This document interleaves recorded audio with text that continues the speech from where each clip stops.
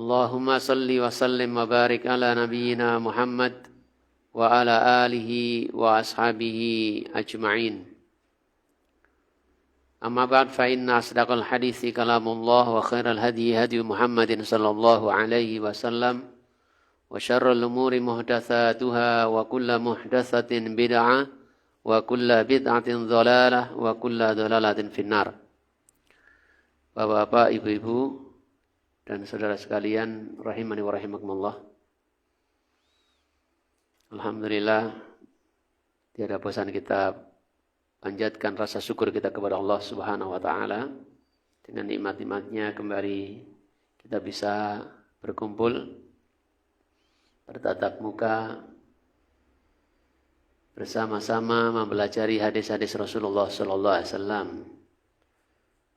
dalam atau yang terkait dengan adab safar ini. Semoga Allah Subhanahu wa taala jadikan kita senantiasa selalu bisa istiqomah dan berkumpul dalam kebaikan di dunia maupun di akhirat kelak. Dengan dikumpulkannya kita ke dalam surga Allah Subhanahu wa taala yang penuh dengan kenikmatan. Bapak, ibu-ibu dan saudara sekalian yang dimuliakan oleh Allah Subhanahu wa taala, langsung saja kita lanjutkan poin yang ke-13. Idza nazala baladan isti'adha billahi min syarriha.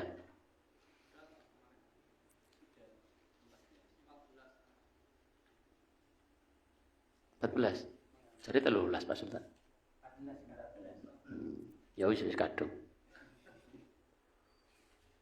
Jadi apabila kita sampai di suatu negeri atau di suatu tempat, kita memohon perlindungan kepada Allah Subhanahu wa taala dari keburukannya.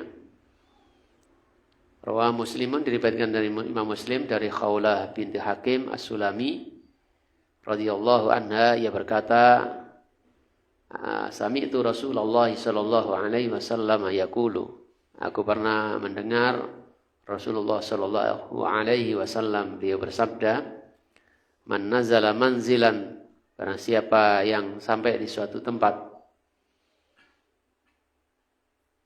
summa kemudian qala, ia mengucapkan a'udzu bikalimatillahi tammati min syarri ma khalaq, yang artinya aku berlindung kepada Allah Subhanahu wa taala dengan kalimat-kalimatnya yang sempurna. Aku berlindung dengan kalimat-kalimat Allah yang sempurna min syarri ma khalaq, dari keburukan atau kejahatan apa yang telah diciptakannya. Ini adalah doa yang diajarkan untuk kita baca ketika kita sampai di suatu tempat yang kita tuju, atau di suatu tempat yang apalagi kita merasa tidak aman di sana. Kita memohon perlindungan kepada Allah Subhanahu wa taala dengan kalimat-kalimat yang sempurna dari kejahatan atau keburukan yang tidak pernah kita ketahui yang telah diciptakan oleh Allah Subhanahu wa taala. Dan doa itu yang bisa merubah takdir, kata Rasulullah. Ya, kalaupun kita mungkin ditakdirkan di sana mendapatkan suatu musibah, mungkin dengan doa seperti ini Allah hindarkan dari musibah itu. Allah rubah takdir. Dan Allah Maha berkuasa atas apa yang Dia kehendaki. Yang mana kata Rasulullah sallallahu alaihi wasallam, ketika kita sampai pada suatu tempat dan mengucapkan kalimat ini, ya, kalimat perlindungan ini, a'udzu bikalimatillahi tammati min syarri ma khalaq, kata beliau, la yadurruhu syai'un, tidak ada yang bisa membahayakan dia sesuatu pun. Jadi sesuatu pun tidak akan bisa membahayakan dirinya hatta yartahila min manzilihi dzalik, sampai dia berpindah dari tempatnya itu. Mungkin kejahatan ditipu orang, ya, kejahatan binatang berbisa, kejahatan manusia dengan berbagai macamnya, semakin hari semakin canggih kejahatannya, semakin bervariasi, atau mungkin juga kejahatan pada alam ini, dari alam ini. Kemudian yang ke-14 ada musafari bil mushafi ila ardil aduwi. Ada musafari, tidak safar, tidak bepergian, bil mushafi dengan membawa mushaf, membawa Al-Quran. Mushaf artinya lembaran-lembaran yang ditulis di sana ayat-ayat Al-Quran. Dahulu Al-Quran itu ditulis dalam bentuk lembaran-lembaran. Ya, pakai pelepah-pelepah kurma, pakai batu-batu ya, di zaman Rasulullah SAW. Jadi tidak bepergian dengan membawa mushaf, membawa Al-Quran ila ardil aduwi, ke negeri musuh, maksudnya ke negeri kafir, negeri orang-orang kafir, negeri yang dikuasai oleh orang-orang kafir atau mayoritas orang-orang kafir. Rawah Muslimun an Abdullah bin Umar radhiyallahu anhuma. Imam Muslim meriwayatkan dari Abdullah bin Umar radhiyallahu anhuma an Rasulillah sallallahu alaihi wasallam, dari Rasulullah sallallahu alaihi wasallam, annahu, bahwasanya beliau, kana adalah beliau, yanha, beliau melarang, ayyusafara, untuk bepergian, bil Qur'ani, dengan membawa Al-Quran, ilal ardil aduwi, ke negeri musuh, ke tanah orang-orang kafir, tanah kekuasaan orang-orang kafir, wilayah orang-orang kafir. Yang dimaksud ardil aduwi adalah biladul kufar, negeri-negeri orang kafir, negerinya orang-orang kafir. Dalam suatu penjelasan, saya lupa yang jelaskan, saya apa tulisan Arab gitu. Hadis Nabi SAW itu hanya sampai di situ. Sementara ma khafata ayyana lahul aduwu, itu adalah ibarah min qaulil Imam Malik. Ini adalah tambahan, ini adalah dari ucapan Imam Malik. Wa hiya ziyadatu mudarrijah. Ya, jadi ini adalah disandarkan kepada Imam Malik. Sementara hadis Nabi dikatakan hanya sampai pada Nabi. Tapi di sini oleh penulis ditulis secara lengkap makhafata ayyana lahul adubu.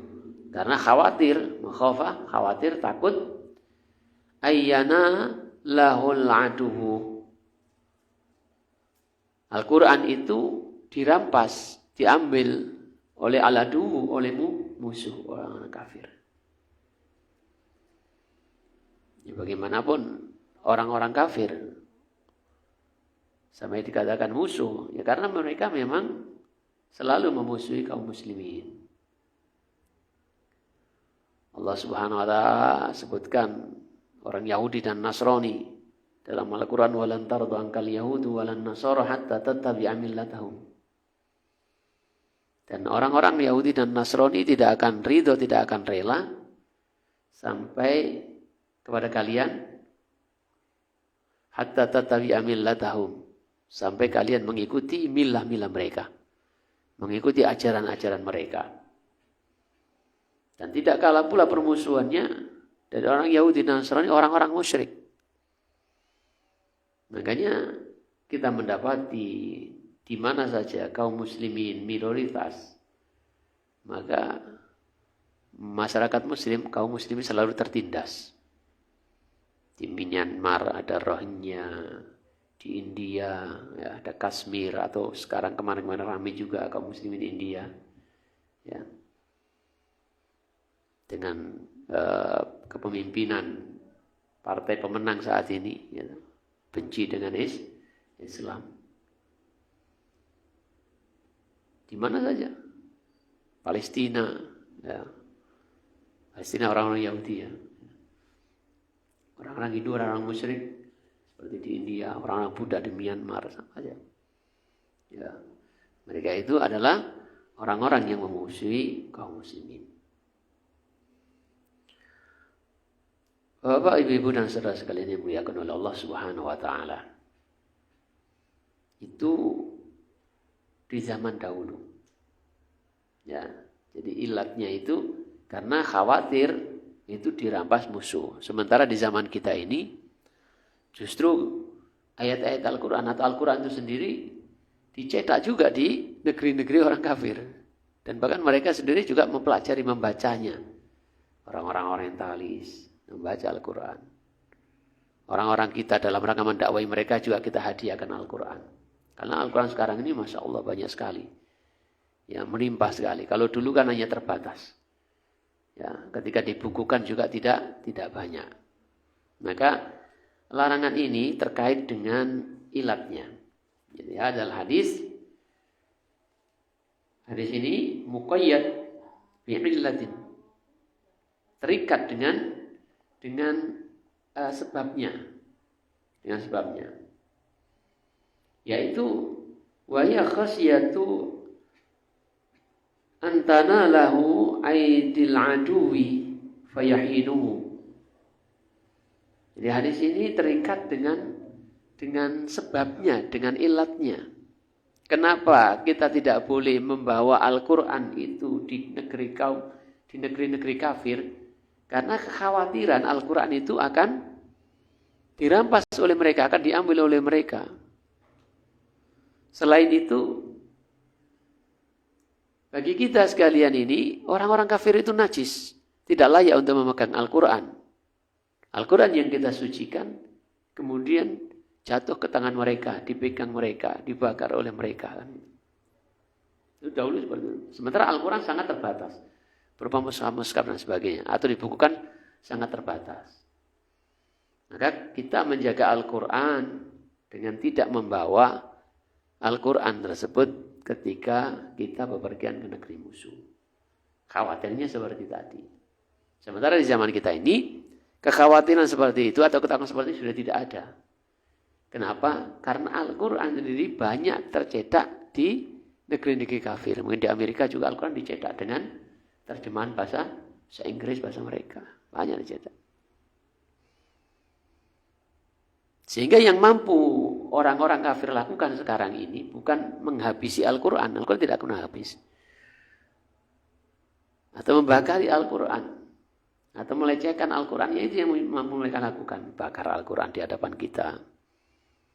Mereka juga kemudian merubah ayat-ayat Al-Quran. Gitu kan? Sekarang ini yang seperti itu. Karena nggak mungkin sekarang dihabisi Al-Quran, nggak mungkin. Makanya dirubah. Ayatnya dibolak-balik atau dikurangi atau ditambahi. Tapi alhamdulillah Allah Subhanahu wa taala menjaga Al-Quran ini. Walaupun dirubah-rubah tetap ketahuan. Sejak zaman dahulu sampai sekarang atau yang akan datang pasti ketahuan. Walaupun yang dirubah hanya 1-2 huruf. Karena hanya kitab Al-Quran, hanya Al-Quran kitab suci yang dihafal oleh umatnya. Hanya kitab suci Al-Quran yang dihafal oleh umatnya. Sejak zaman dahulu dihafalkan. Maka ketika ada hal-hal yang melenceng, yang dirubah pasti ketahuan. Dan itu juga sebagai bukti kebenaran firman Allah Subhanahu wa taala, "Inna nahnu nazzalna dzikra wa inna lahu lahafidun." Sesungguhnya kami Allah Subhanahu wa taala yang menurunkan Al-Quran dan kami pula yang akan menjaganya. Dengan banyaknya kaum muslimin yang menghafal, ya. Dengan banyaknya percetakan Al-Quran ya, di negeri kaum muslimin, bahkan juga di negeri Saudi yang sampai dibagikan ke negeri-negeri kaum muslimin. Ya. Setiap jamaah haji pulang dengan, maka kekhawatiran itu tidak ada. Sebabnya yang menjadikan kita khawatir, takut itu sudah tidak ada. Apalagi bagi kita kaum muslimin berusaha untuk membaca Al-Quran setiap hari. Kalaupun tidak menghafalnya, membacanya setiap hari. Maka kita berusaha membawa Al-Quran. Baik dalam fisiknya Al-Quran ataupun dalam tulisan-tulisan yang ada di HP. Atau bentuk suara. Ini karena kebutuhan kita butuh kepada Al-Quran. Sebaik-baik zikir adalah bacaan Al-Quran. Ikhwani wa akhwati fillah rahimani wa rahimakumullah. Jadi larangan ini berlaku sesuai dengan ilatnya, karena ini terikat dengan ilatnya, dengan sebabnya. Jika sebab itu sudah tidak ada, maka sudah tidak ada larangan seperti ini. Tapi semangatnya tetap kita jaga. Kenapa Al-Quran itu dikhawatirkan jatuh ke tangan orang-orang musyrik? Karena semangat kita di dalam menjaga Al-Quran sebagai kitab suci yang kita sucikan, gak ingin Al-Quran itu dipegang oleh tangan-tangan yang najis. Jadi semangat menjaga tetap kita pakai. Jadi hadis ini bukan hilang semata-mata, tapi hanya ilatnya yang menjadi sebabnya. Hadis ini tetap berlaku. Jadi sekiranya di suatu tempat dikhawatirkan Al-Quran itu akan dirampas oleh musuh atau dihinakan, dilecehkan, baiknya kita tidak membawa Al-Quran. Kemudian Allah tusafirul mar'atu illa ma'a mahramin. Allah tusafiru agar tidak safar, tidak bepergian jauh, al-mar'atu seorang wanita muslimah, illa ma'a mahramin, kecuali bersama mahramnya. Yang dinamakan mahram itu adalah orang yang haram untuk menikah dengannya. Bagi kita laki-laki, wanita mahram itu adalah wanita yang haram kita nikahi selamanya. Baik karena nasab, hubungan nasab, atau karena sesusuan, atau karena adanya pernikahan. Ya, secara nasab, ibu kita, ya, anak dengan ibunya, atau anak perempuan dengan bapaknya, enggak boleh. Ini mahramnya. Saudara laki-laki dengan saudaranya perempuan, baik seibu atau seayah atau seibu seayah, ini mahram. Dengan keponakan, baik keponakan dari kakak atau dari adik, ini mahram. Ya, ini mahram, enggak boleh dinikahi. Jadi ke atas, orang tua kita ke atas. Mbah kita enggak boleh. Ya. Ke bawah ya anak kita enggak boleh menikah bapak dengan anaknya. Terus cucunya, seterusnya.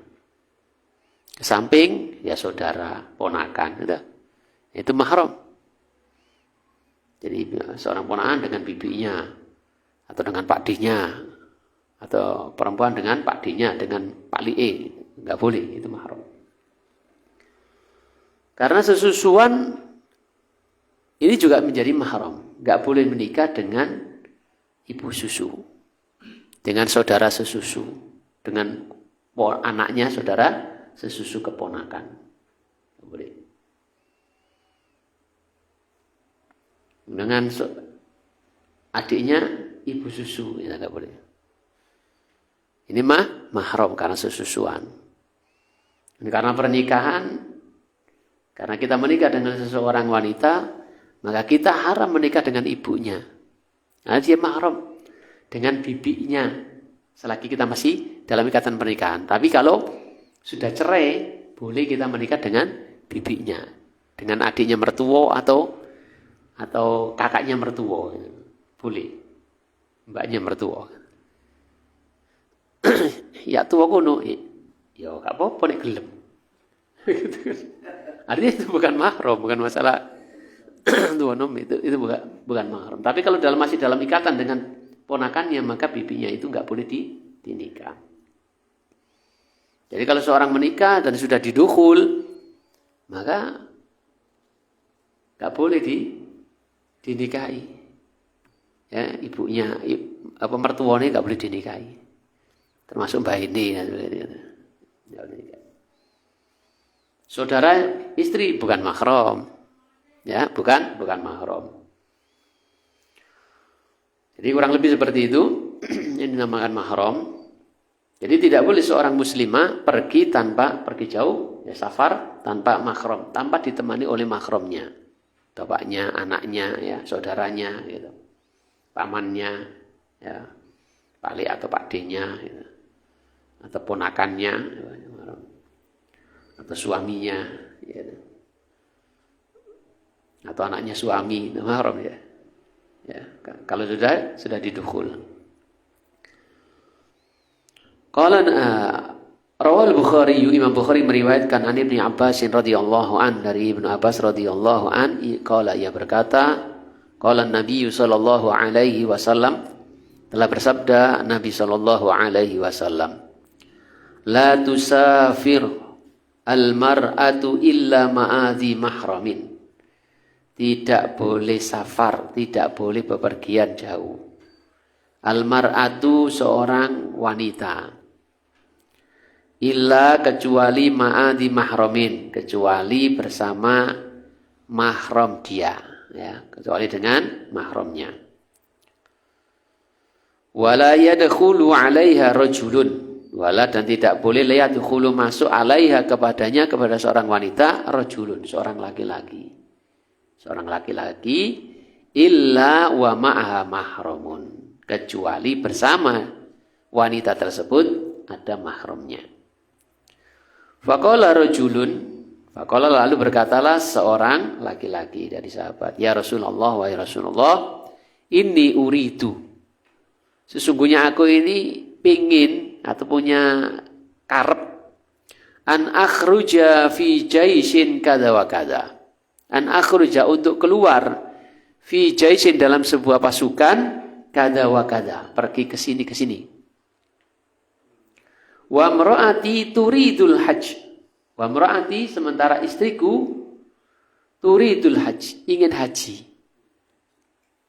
Faqal, lalu Rasulullah SAW bersabda, ukhruj ma'aha, ya, keluarlah kamu bersama dia, bersama istrimu itu, temani haji. Walaupun perang itu sesuatu yang diwajibkan, ya, sampai pada hukum fardhu ain dalam kondisi tertentu. Tapi kalau wanitanya memang sudah daftar dan sudah panggilan, gelem gak gelem, harus temani. Ya, harus temani. Karena nggak boleh dia pergi sendirian, kecuali bersama mahramnya, sebagaimana sabda Rasulullah SAW tadi. La tusafir mar'ah illa ma'adhi mahram. Tidak boleh seorang wanita pergi kecuali bersama mahramnya. Wala yadkhulu 'alaiha rajulun. Nah, ini yang kedua. Dan tidak boleh masuk kepadanya, kepada seorang wanita, seorang laki-laki ajam. Seorang laki-laki yang bukan mahramnya. Masuk ke dalam rumah seorang wanita, apalagi janda. Nah, bahaya itu. Ya, kecuali bersamanya ada mahram dia. Mungkin ada anaknya, bukan anak kecil ya, anaknya sudah besar. Jadi yang dimaksud anak kecil itu nggak masuk. Para ulama menjelaskan tidak teranggap. Tapi maksudnya yang seorang laki-laki itu segan dengannya, ini sudah besar. Apakah keponakannya atau anaknya atau saudaranya, gitu. Bukan saudara ipar ya, bukan mahram. Atau saudara kandungnya, saudara seibu seayah, atau pamannya atau bapaknya. Nah, itu mahram ya. Kecuali ada yang nemani seperti itu. Jadi ya cukup. Tapi di sanaanku, misanan aku beda kecil itu laran ngene aku. Ndi gendong-gendongan tetep iku gak mahrami. Masih misanan, masih kecil runtang-runtung tetep gak mahram. Aku wis padha wae dulur, gak masuk padha-padha ya iso wae. Ya. Itu bukan mahramnya. Sampeyan menikah dengan misanan itu boleh. Itu bukan mahram. Walaupun akrab, walaupun tetap tidak boleh masuk ke dalamnya. Kecuali sertai mahram.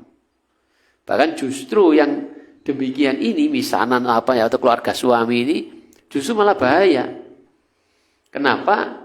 Masyarakat menganggap itu keluarganya. Hai gos, misanan ini malah membuka peluang kesempatan setan untuk leluasa. Beda kalau orang luar. Apalagi luar desanya, juk-juk masuk ke dalam rumah seorang wanita. So digerebek pemuda kentong. Karena orang asing. Tapi kalau misalnya nih, mesti maklum kan, tonggo-tonggo ini maklum kan. Oh iku misalnya nih dewi, oh iku Pak Ali, oh iku apa, iku sanaane mindowani lah. Jadi gitu, wah iku dulure bojone biasa. Nah ini malah membuka peluang yang lebih besar dalam maksiat kepada Allah Subhanahu Wa Taala. Oleh karena itu Rasulullah SAW mengatakan alhammu al-maut. Ipar atau keluarga suami itu kematian. Ya, karena bahaya. Karena masyarakat menganggap itu biasa keluarga ini. Nggak ada curiga, nggak ada apa. Beda dengan ketika orang luar daerah, nggak dikenal, gitu. Cucuk main ke situ, ya, curiga. Tuh nganggu betonggoni. Lah opo itu. Itu hukum Islam yang harus kita patuhi, kita taati. Walaupun tidak ada niatan bagi kita sekalian ini masuk ke dalamnya. Kecuali mungkin niat baik gitu. Tetap nggak boleh ya. Tunggu di luar sampai ada mahramnya. Kalau memang sangat butuh masuk ke dalamnya. Kalau ingin ngomong dengan dia harus sertai dengan mahramnya. Ya, boleh di dalam tapi dengan mahramnya. Jangan berdua-duaan. Atau jangan masuk di dalam ruang yang orang tidak melihatnya. Ini ajaran agama untuk kebaikan kita sekalian. Secara umum agama ini disyariatkan kepada kita sekalian kecuali untuk kebaikan kita. Baik kebaikan dunia ataupun kebaikan akhirat. Kebaikan dunia ya seperti tadi. Menjaga kehormatan seorang wanita itu. Ya, seorang wanita yang dimasuki laki-laki tentu jatuh kehormatannya. Ya tentu jatuh kehormatan. Termasuk menghindari bahaya. Bahaya setan. Yang ketiga adalah setan. Bahaya terjatuh kepada perzinahan. Jatuh kepada pembunuhan bisa jadi kan. Karena kejahatan itu tidak datang semata-mata karena niatan pelakunya. Tapi karena juga ada kesempatan. Maka waspadalah. Waspadalah. Kata Bang Nabi. Awal-awal mau nake Bang Didil. Karena dia sendirian dipangan. Kesempatan. Karena dia memakai mas-masan atau ada apa, langsung dirampok sekalian. Bisa terjadi. Walaupun pada awalnya tidak ada niatan. Nah, ini kebaikan tuntunan agama. Menjaga kebaikan kita di dunia, juga kebaikan di akhirat. Dengan mentaati seperti ini kita akan mendapatkan pahala walaupun tidak melakukan apa-apa. Faqala rajulun, terkait dengan seorang wanita tidak boleh pergi sendirian kecuali dengan mahramnya, sampai kemudian adanya seorang laki yang bertanya. Jadi ikut berperang dalam sebuah pasukan berjihad itu suatu perkara yang besar, yang penting, apalagi kalau penguasa memerintahkan, maka menjadi sesuatu yang wajib. Makanya dia bertanya kepada Rasulullah SAW, bagaimana nih? Satu sisi ini sudah ada panggilan, saya harus bergabung dengan pasukan untuk pergi jihad ke sini. Sementara istri saya ini mau menunaikan haji. Maka Rasulullah, kamu temani istrimu. Ini menunjukkan bahwasanya hal ini perkara yang harus kita perhatikan. Bukan perkara yang sepele. Sebagaimana jihad itu perkara yang besar, ini juga perkara yang besar. Sebagaimana jihad itu perkara yang kita perhatikan, maka demikian ini juga harus kita perhatikan. Dan inilah kehormatan wanita muslimah. Ya, inilah kehormatan wanita muslimah yang dijaga di dalam Islam. Wanita itu kalau sudah ucul, waduh, itu ngalano laki-laki itu. Wanita kalau sudah ucul itu, bertelayangan pedot itu angel golekane gitu. Kalau laki-laki nakal itu orang masih maklum lah laki-laki. Oh itu nakal itu tambah upelek. Maksudnya ke standar nakalnya podo gitu. Laki-laki keluyuran bengi. Orang masih bisa maklum. Wedok perawan rondo keluyuran bengi. Podo kemotor bengi. Tapi pasti nilai jeleknya itu kepada perempuan. Makanya Islam itu menjaga kehormatan perempuan. Jadi perempuan itu tiangnya negara. Perempuannya hancur pula negaranya. Dulu negeri kita ini sangat dimuliakan, dihormati. Karena yang dikenal di luar adalah orang-orang yang hebat-hebat. Ketika perempuan-perempuan kita sudah keluarkan ke negeri-negeri orang lain, menjadi pembantu, bahkan ada yang kemudian jadi pelacur dan sebagainya. Sudah, negeri kita ini hancur.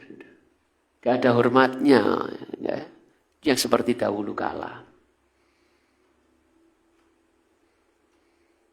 Apalagi itu seorang muslimah. Jadi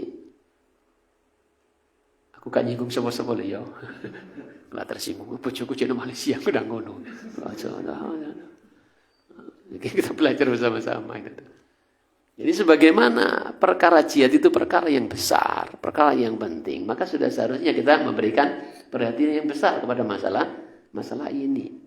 Tidaklah ini disyariatkan kecuali karena untuk menjaga kehormatan keluarga, menjaga kehormatan wanita itu sendiri, menjaga kehormatan agama. Dahulu Imam Ahmad itu ya saking menjaganya, suara terompah, suara sandalnya istrinya didengar oleh tamunya itu sudah gondok itu sudah sama istrinya. Dan marah itu saking menjaganya, saking cemburunya. Nah sekarang itu malah diler kok bojone kok. Ah lumayan bojo kena kesuka tamu jadi. Kena kesuka tamu. Mana wayahe Agustus ini tokno kabeh bojone. Ya Allah. Wong sing lanang gak ngetokno ya. Sing wedok melu metu dhewe karepe dhewe. Wis ditahan-tahan mbroso ta. Zaman ini bukan zaman Siti Nurbaya Kang Mas. Ya Allah. Dan sekarang yang keluyuran justru banyak perempuan. Ya ini tanda-tanda kehancuran. Padahal Islam menyuruh perempuan itu dijaga di rumah, waqarna fi buyutikunna wala tabarrujna tabarrujal jahiliyatil ula. Dan tetaplah kalian para wanita di rumah-rumah kalian. Itu tempat yang paling aman, paling terhormat. Wala tabarrujna tabarrujal jahiliyah.